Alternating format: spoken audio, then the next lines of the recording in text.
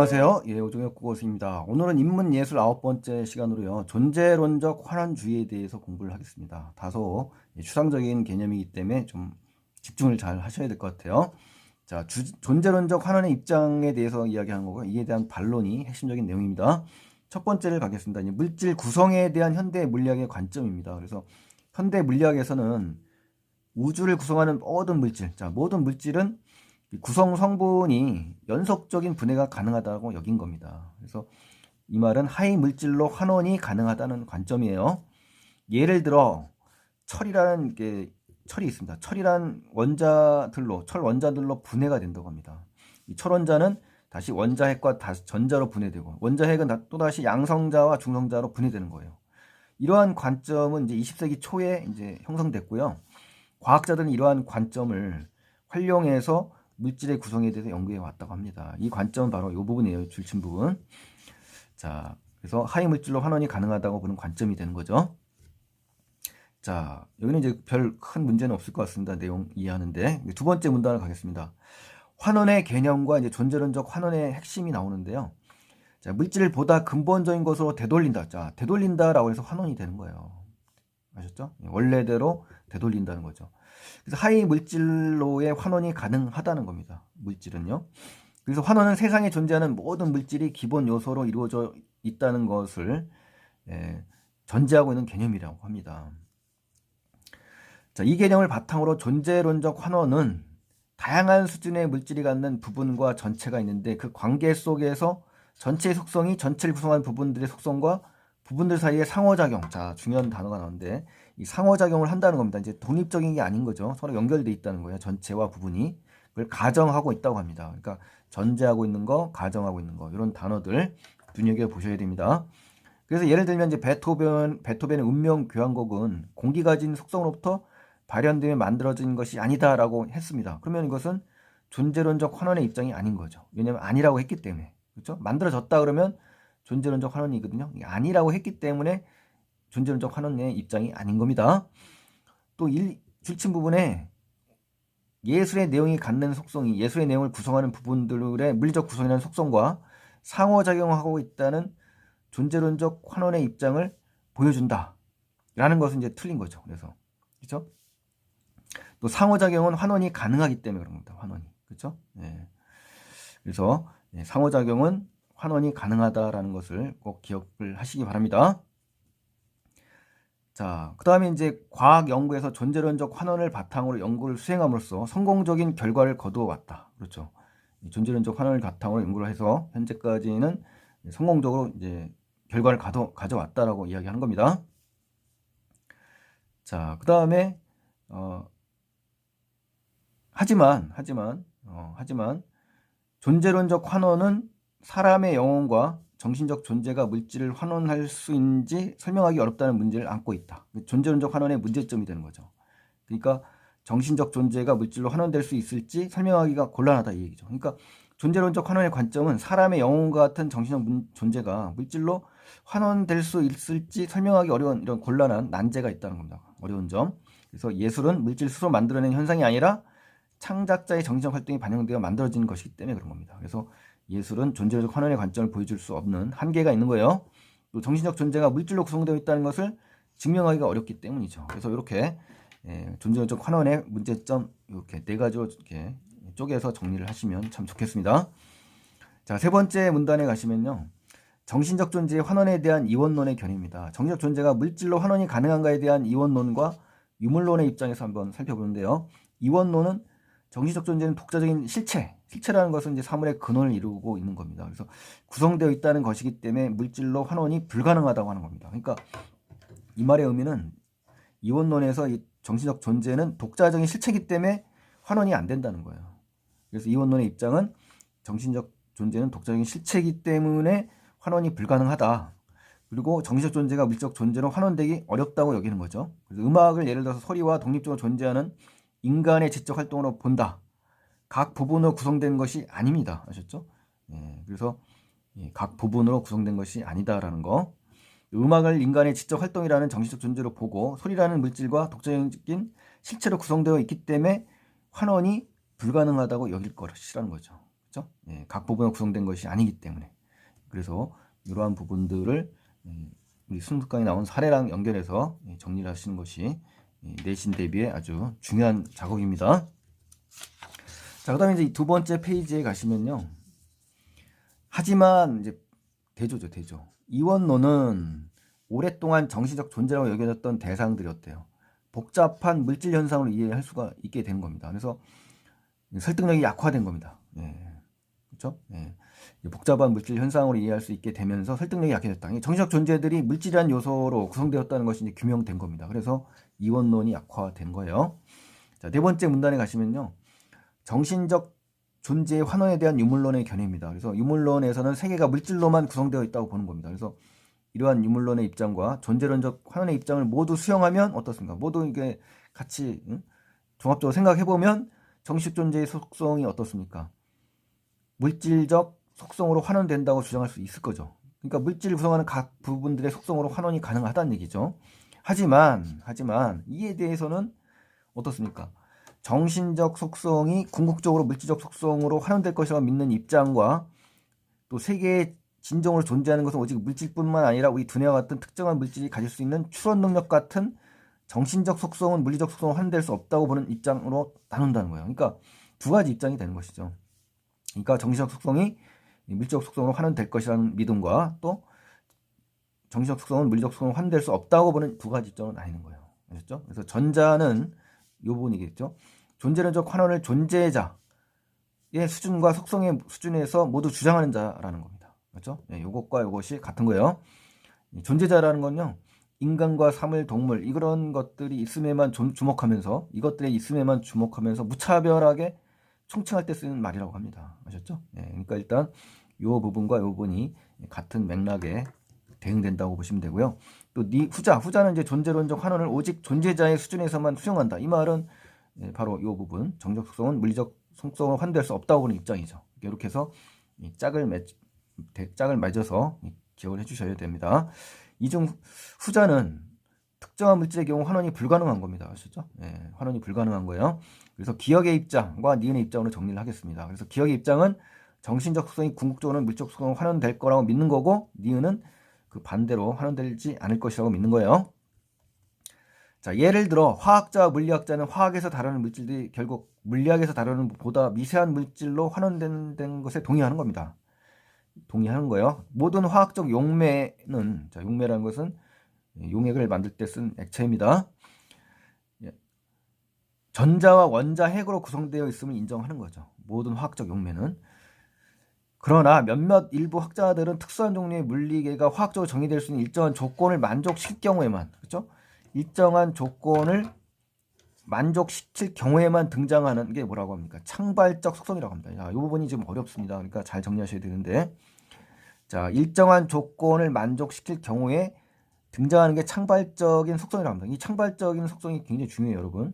이 창발적이라는 건요, 처음으로 또는 새롭게 밝혀내고 있는 것들 창발이라고 하는데요. 이 개념을 모른다 하더라도 이 일정한 조건을 만족시킬 경우에만 등장한다. 이 개념을 정확하게 창발적인 속성이라고 기억을 하시는 것이 좋을 것 같습니다.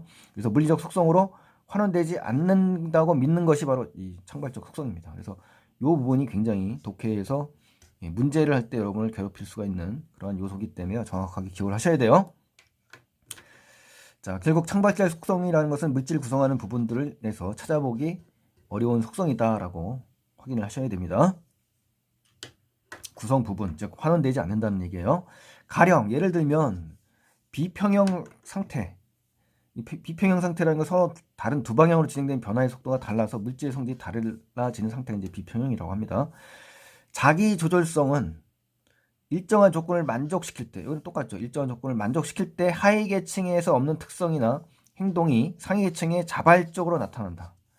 자, 여기서 잘 해석하셔야 되는데, 이 자기 조절성이라는 것은 일정한 조건을 만족시킬 때 하위 계층에 없었던 특성이나 행동이 상위 계층에서 자발적으로 나타나는 속성이라고 주장하는 겁니다. 그러니까 이 주장을 하는 화학자들은 어떻습니까? 후자의 입장을 수용하는 것이죠. 왜냐하면 없던 것이 생긴 거니까. 아셨죠? 그러니까 환원되지 않는다는 얘기예요, 이게. 이에 반대하는 학자들은 전자의 입장에 동의하는 거죠. 그렇죠? 이건 뭐 당연한 거고. 여러분께서는 여기 독해를 굉장히 신중하게 하셔야 되는데 정확하게 기억을 하실 게 요 창발적이라는 단어와 이 자발적이라는 단어가 굉장히 중요합니다. 같은 맥락에서 지금 연결이 되는 거예요. 두 가지가. 자, 요 개념을 아셔야 이제 문제가 정확하게 풀립니다. 자, 기억과 니은의 입장을 이제 구별해 보겠습니다. 기억의 입장과 달리 니은의 입장에서 이건 환원이 안 된다는 거죠. 암모니아 냄새가 만약에 수소나 질소에 존재하는 물리적 속성이라고 한다면 예견 가능한 것이어야 환원이 가능하다는 입장이 되는 겁니다. 그렇죠? 예견이 가능해야만 환원이 가능하다. 이런 조건이 있죠. 일정한 조건이 만족이 되어야만 환원이 된다. 이건 바로 두 번째 니은의 입장이죠. 또 기억의 입장은 존재론적 환원을 존재자의 수준과 속성의 수준 모두에 주장한다고 나왔죠. 그대로. 그래서 정신적 속성이 궁극적으로는 물질적 속성으로 환원될 것이라고 믿는 것이 바로 기억입니다. 자, 니은의 입장은 뭡니까? 존재론적 환원을 오직 존재자의 수준에서만 수용한다고 그랬죠. 그러니까 일정한 조건을 만족시킬 경우에만 등장하는 이 창발적 속성을 지닌 특정한 물질의 경우 환원이 불가능한 속성을 지니고 있다는 생각을 전제하는 겁니다. 아셨죠? 예. 그러니까 결국 창발적 속성은 환원이 불가능한 속성을 지니고 있다는 생각을 전제하고 있다라고 기억을 하셔야 돼요. 자, 그 다음에 기억의 입장은 암모니아 냄새가 만약에 수소나 질소에 존재하는 물리적 속성이며 예견은 가능한 것이 아니더라도 존재자의 수준과 속성의 수준 모두에 환원이 가능하다고 보는 거죠. 그렇죠? 기억의 입장은 예견 가능한 조건이 아니더라도 환원이 가능하다고 믿는 겁니다. 자, 니은의 입장은 어떻습니까? 암모니아 냄새나 수소나 질소에 존재하는 물리적 속성이라고 생각하고 또 예견 가능한 것이어야만 환원이 가능하다고 보는 겁니다. 그래서 예견이 가능한 것과 가능하지 않은 것의 차이점. 예견 가능한 것이 일정한 조건을 만족시키는 거잖아요. 그럴 때 가능하다라는 것은 니은의 입장이다. 이렇게 정리하셔야 되고요. 그래서 니은의 입장은 화학적으로 정의될 수 있는 일정한 조건을 만족시킬 경우에만 등장하는 창발적 속성. 이것은 물리적 속성으로 환원되지 않는다고 믿는 겁니다. 아셨죠? 그러니까 창발적 속성이라는 것은 물리적 속성으로 환원되지 않는다라고 생각을 하셔야 돼요. 또 비평형 상태에서 볼 수 있는 자기 조절성이 있죠. 여기서 이러한 창발적 속성이 예로 제시 가능할 수가 있습니다. 예. 자, 그 다음에 이제 세 번째 페이지로 가시겠습니다. 세 번째 페이지에 다섯 번째 문단, 마지막 문단이네요. 자, 존재론적 환원의 가능성과 이에 대한 반론입니다. 그래서 물리적 세계의 물질들이 기본 입자들을 환원한다는 경험적 증거가 압도적으로 많기 때문에 존재론적 환원은 존재자의 수준과 속성의 수준 모두에서 세계 전체에 대해 설명이 가능할 것처럼 보인다는 거죠. 대부분의 경우는 뭡니까? 환원이 가능하다고 이제 밝혀진 겁니다. 규명이 된 거예요. 예를 들어 인간의 염색체를 구성하는 기본 요소인 이 염기의 배열 순서를 읽어내면 인간의 다양한 형질이 발현된다고 합니다. 형질이라는 것은 이제 고유한 특징인데 발현된다는 것은 밖으로 드러난다는 얘기예요. 그 현상에 대한 생물학적 근거를 규명할 수 있을 것처럼 보인다는 거예요. 아니라는 얘기죠. 보인다는 얘기는. 하지만 자, 중요한 건 하지만 뒤입니다. 뒤. 하지만 이러한 주장에 대해서 다양한 반론이 제기될 수 있다라고 합니다. 첫 번째, 개체주의적 입장에서의 반론이라는 거예요. 개체주의. 이들은 어떤 물질은 그 물질을 구성하고 있는 부분들이 지닌 속성들과 각각 독립적으로 존재한다고 주장하는 거예요. 독립성. 따라서 물질과 물질 부분들의 속성은 상호작용을 하지 않는 거죠. 그래서 물질은 그 물질을 구성하는 부분들의 속성들로 환원되는 것이 아니라 단순히 부분들의 속성들의 합으로만 이해될 수 있다. 그렇죠. 환원되는 게 아니라 단순한 합이다. 그러니까 독립적으로 이루어져 있는 독립적인 합의 존재다. 라고 이제 반론을 제기할 수 있다는 겁니다. 그러니까 물질과 부분의 속성은 관련이 없다는 겁니다. 무관하다는 거예요. 상호작용을 하지 않기 때문에. 이게 바로 뭐다? 개체주의적 입장이 되는 겁니다. 그래서 어떤 물질은 그 물질을 구성하고 있는 부분들이 지닌 속성들과 각각 독립적으로 존재한다고 주장하는 거예요. 독립적. 염색체들의 기본 요소를 구체적으로 알면 그것들이 인간의 다양한 형질과 상호작용이 환원이 가능하다? 가능하지 않다는 거죠. 그래서 이렇게 불가능하다라고 정리를 하셔야 돼요. 자, 다음으로 이제 다음이라는 것은 뭡니까? 두 번째라는 겁니다. 두 번째. 그러니까 첫 번째는 우선, 그렇죠? 다음, 두 번째 이렇게 번호를 매기는 거예요. 인과론입니다. 인과론. 그러니까 첫 번째는 이제 개체주의라고 하셨죠? 개체주의. 개체주의. 그다음에 두 번째는 인과론. 반론이 가능한데 이들은 어떤 물질이 그 물질을 구성하고 있는 부분들로 환원되기 위해서는 어때요? 물질과 부분의 속성 사이에 인과적 관계가 있어요. 말 그대로 원인과 결과가 있어야 된다는 거죠. 따라서 어떤 물질이 그 물질을 구성하고 있는 부분의 속성 사이에 인과적 관계가 존재하지 않는다면 환원이 불가능하다라는 반론을 제기합니다. 인과적인 관계가 없으면 환원 불가능하다. 어렵지 않죠. 그래서 인과론적 입장을 정리하면 첫 번째, 인간의 다양한 형질과 염색체, 염기, 배열 순서 간에 인과적 관계가 없으면 둘 사이 환원이 불가능하다. 뭐 어렵지 않죠. 또 어떤 물질이 그 물질을 구성하고 있는 부분들로 환원되기 위해서는 어때요? 인과적 관계가 필요하다. 필수적인 요소다. 뭐 이런 얘기를 할 수가 있죠. 세 번째, 생물학적 요소가 염기의 변수로 환원되는 경험적 증거가 많다면 인과적 관계와 상관없는 게 아니라 상관이 있죠. 그래서 틀린 겁니다. 이게. 자, 네 번째, 예술의 내용과 소리 사이에는 인과성이 없어 서로 환원되지 못한다는 입장이므로 인과론적 입장이 되는 거죠. 그렇죠. 이런 인과성이 있다 없다를 따지는 것이 바로 인과론적 입장에서의 관점인 겁니다. 자, 이제 마지막으로, 자, 세 번째라는 거죠. 마지막으로. 세 번째, 마지막으로 뭐가 있다? 양자역학 입장에서 반론이다. 세 가지가 나온 거네요. 이들은 미시세계에서는 어떤 물질들은 각 부분들의 상태가 서로 독립적이지 않고 서로 중첩되어 있다는 거예요. 중첩. 독립적이지 않고 우리 개체주의적 입장이 아니네요. 그래서 물질과 물질을 구성하는 부분들이 어떤 영향도 주고받지 않는 그러한 중첩 상태가 있다는 겁니다. 아셨죠? 예.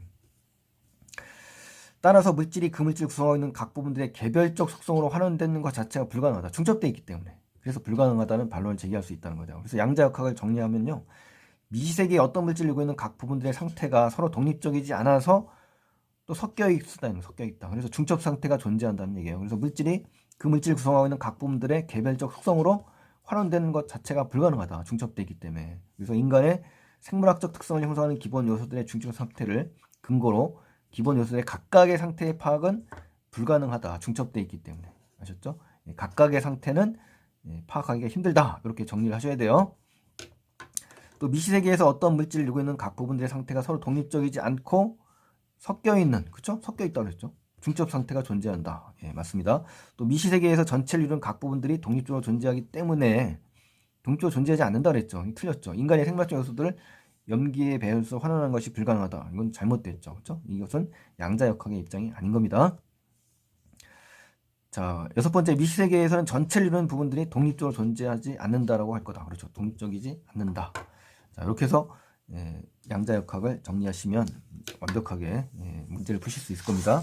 자, 마지막으로 이제 요약 정리 들어가겠습니다. 요약 정리해 보시면 이 글은 물질 구성하고 있는 존재가 연속적인 분해를 통해서 구성성분으로 환원된다고 보는 현대 물리학의 입장을 정식 존재 환원 문제에도 적용할 수 있는지에 대한 철학적 담론을 살펴본 겁니다. 그래서 정식 존재의 환원은 이원론과 인물론을 통해서 살펴보고 이 이원론의 입장으로는 이를 설명할 수 없다는 거죠. 그래서 인물론의 입장에서는 세계가 물질로만 구성되어 있다고 보기 때문에 존재론적 환원의 입장과 함께 수용될 경우 정신적 존재의 속성이 물질적 속성으로 환원된다고 주장할 수 있음을 알 수 있습니다. 그래서 분해와 같은 특정 물질의 경우는 또 환원이 불가능한 속성을 지니고 있다는 입장이 있을 수 있으며 다양한 관점에서 존재론적 환원에 대한 반론이 제기되는 한계가 있다. 한계점을 갖고 있다. 이렇게까지 굉장히 복잡하고 비교하기 좀 어렵 지점도 있으니까요. 정리를 잘 하셔야 될 것 같아요. 자, 서술상의 특징을 가시겠습니다. 이제 존재론적 환원의 입장을 제시하고 다양한 관점에 제기된 존재론적 환원에 대한 반론을 좀 설명한 겁니다. 그래서 2문단에 특히 나왔는데요. 존재론적 환원의 입장을 제시했고, 그렇죠? 5문단에서는 존재론적 환원에 대한 세 가지 관점에서의 반론을 설명한 겁니다. 그래서 전체적인 서술상 특징이 바로 1번에 잘 제시된 거예요. 두 번째는 이제 존재론적 환원이 이론이 변화한 과정을 서술했다. 그리고 존재론적 환원의 중요성을 입증했다. 이건 틀렸는데요. 왜 그러냐면 1문 1, 2문단에서는 존재론적 환원의 중심을 한 이론이 형성된 과정에 대해서 언급한 건 맞아요. 하지만 변화된 과정을 이론이 변화한 과정을 서술하거나 존재론적 환원의 중요성이 또 입증하고 있지는 않다. 아셨죠? 이렇게. 이래서 이제 틀린 겁니다. 3번에 보면 이제 존재론적 환원의 이론 또 관련된 전제를 제시하고 있고요. 존재론적 환원이 수용되는 과정을 순차적으로 제시한다. 이건 잘못됐죠. 이 문단에서 이제 존재론적 환원의 전제가 되는 과정은 제시했죠. 하지만 존재론적 환원이 수용되는 과정을 순서대로 제시하고 있지는 않습니다. 자, 네 번째, 환원 개념을 바탕으로 그 개념의 속성을 분류했습니다. 그래서 존재론적 환원이 적용되는 다양한 현상을 소개했다. 틀립니다. 왜? 이 문단에서 환원 개념을 바탕으로 존재론적 환원에 대해 설명한 건 맞아요. 하지만 환원의 속성을 분류해가지고 존재론적 환원이 적용되는 다양한 현상을 소개하고 있지는 않는 거죠. 자, 마지막 다섯 번째, 환원의 개념을 중심으로 그 개념이 갖는 역사적 의의를 서술하여 존재론적 환원이 필요한 이유를 분석했다? 틀렸네요. 예. 이 문단에서 환원 개념을 바탕으로 존재론적 환원에 대해서만 설명했습니다. 그래서 뭐 역사적 의의라든가 존재적 환경이 필요한 이유를 분석하고 있지는 않습니다, 여러분. 그래서 이렇게 하나하나 독해를 갖다가 꼼꼼하게 대비를 하셔서 확인을 하셔야 됩니다, 여러분. 지금 해준 독서 내용 같고요. 그래서 이제 여러분들이 좀 다소 인문 예술 중에서 다소 까다로운 지문인 것 같습니다. 그래서 여러분 내신에 출제될 확률이 높습니다. 어렵다는 건 곧 출제할 확률이 높다라고 저는 생각을 하고 있거든요. 학교생들이 변별력을 위해서, 아셨죠? 출제하기 좋고 아이들이 점수를 가르기 너무 좋은 지문들이 때문에 그래요. 그러니까 반드시 시험 범위에 해당되신다면 나온다라고 생각하시고 여러 번 반복을 하셔서 제시문을 완전히 자기 걸로 만드셔야 됩니다. 아셨죠? 자, 오늘 여기까지 수고 많이 하셨고요. 구독 안 하신 분들은 구독 버튼 눌러주시고요. 다음 영상 또 기대해 주시고요. 다음 시간에 또 뵙겠습니다. 감사합니다.